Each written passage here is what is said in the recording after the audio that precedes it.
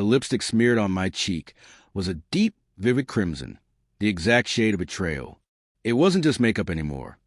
It was a mark, a signal, an omen of something far more sinister than a night of partying. Liliana, my wife of 10 years, stumbled to the front door in the early hours of the morning. She reeked of cheap tequila, and there was a distinct scent lingering on her clothes, floral, sweet, but not her usual perfume. It was unfamiliar and unsettling, like everything else about her lately. Her movements were clumsy as she tried to kick off her heels.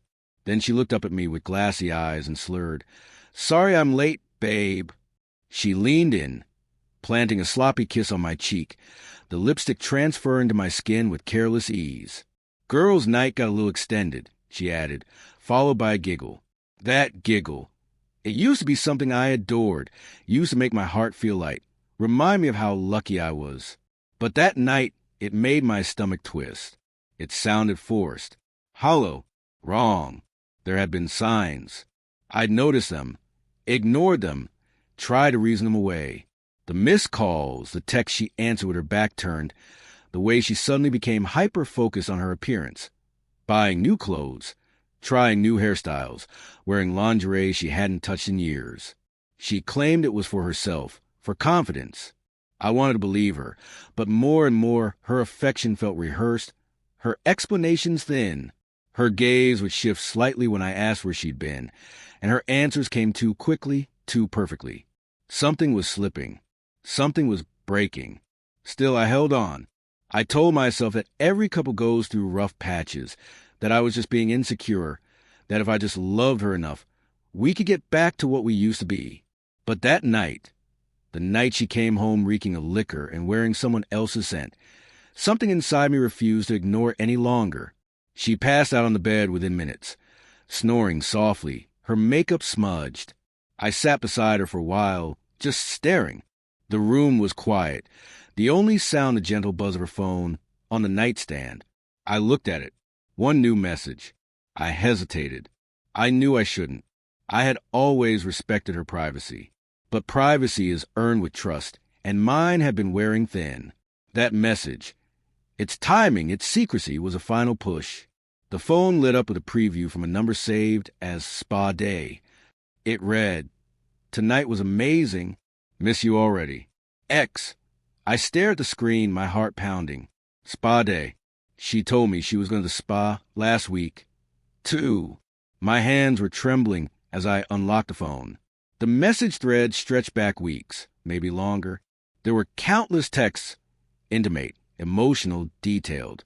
They spoke of hotel rooms, of secret moments in parking lots, of laughter and longing and heat. This wasn't just a fling. This was an affair built on emotion, desire, and planning. And then I saw the saved voicemails. There were 2. The first was from a man, smooth voice and confident. "Hey, beautiful. Just thinking about you. Can't wait to see you tomorrow." I felt physically ill. The second voicemail shook me even harder. It was Liliana. Her voice sounded lighter, breathier, giddy in a way she hadn't been around me in years.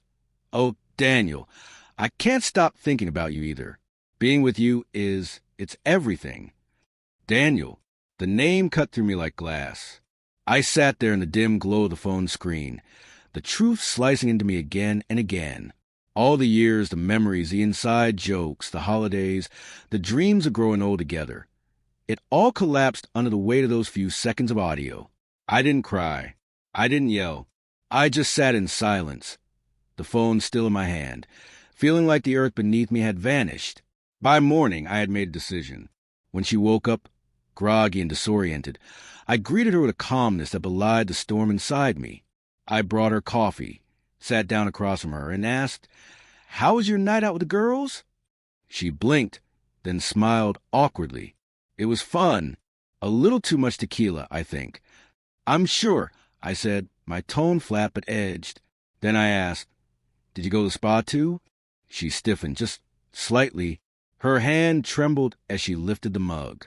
A bit of coffee spilled onto the table. What are you talking about?" she asked, voice shaky. Without a word, I took her phone out of my pocket and played the second voicemail. The room filled with her voice, the voice I thought I knew, confessing her desire for another man. Her face turned ghostly pale. Her breath caught in her throat. Panic flickered in her eyes. She couldn't deny it. The truth was right there, echoing in the air between us. "Who is Daniel?" I asked quietly, every syllable sharp with restrained rage.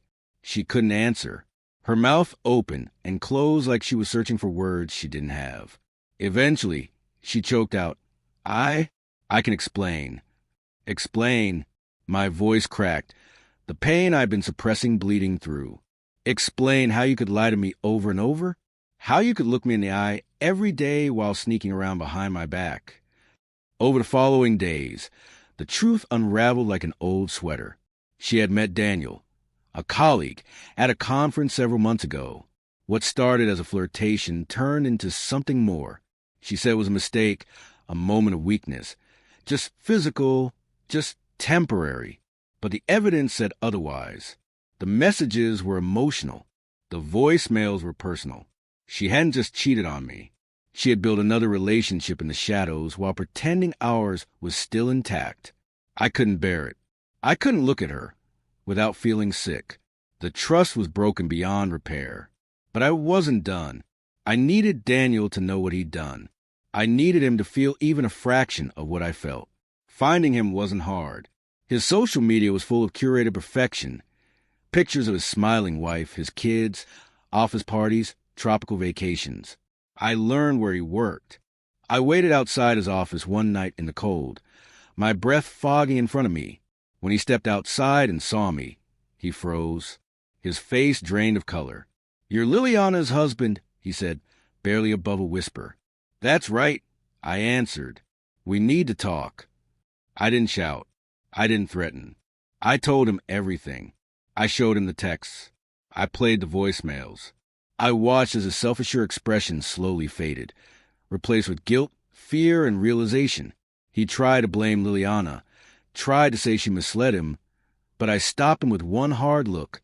"You destroyed my marriage," I told him, "and now I'm going to destroy yours." I walked away, not out of vengeance, but out of necessity. He had made his choices. Now he would face the cost. Within a few weeks, the fallout began. Liliana and I filed for divorce. She moved out, the house echoing with the emptiness she left behind. She cried, begged me for a second chance. But it was too late. Every glance at her brought back the lies, the voicemail, the lipstick. Daniel's world fell apart too. I heard through mutual contacts that his wife had left him. She took the children.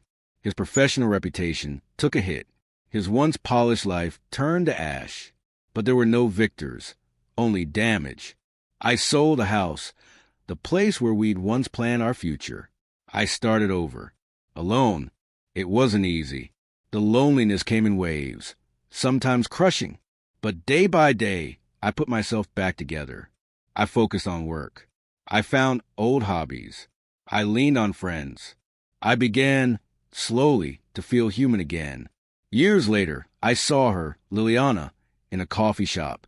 She looked older, tired. Her smile was faint, her eyes shadowed. We talked, not about the affair, just life, the passage of time, the things we both lost. She apologized again, her voice steady this time, sincere. I forgave her, not to make her feel better, but to release myself from the weight I'd carried for so long. Forgiveness wasn't forgetting. It wasn't excusing. It was freedom. The lipstick smear that had once marked the moment everything changed had long since vanished. The betrayal had dulled. The wounds had healed, though the scars remained. But they were mine, proof that I'd survived, that I'd endured, that I could feel again.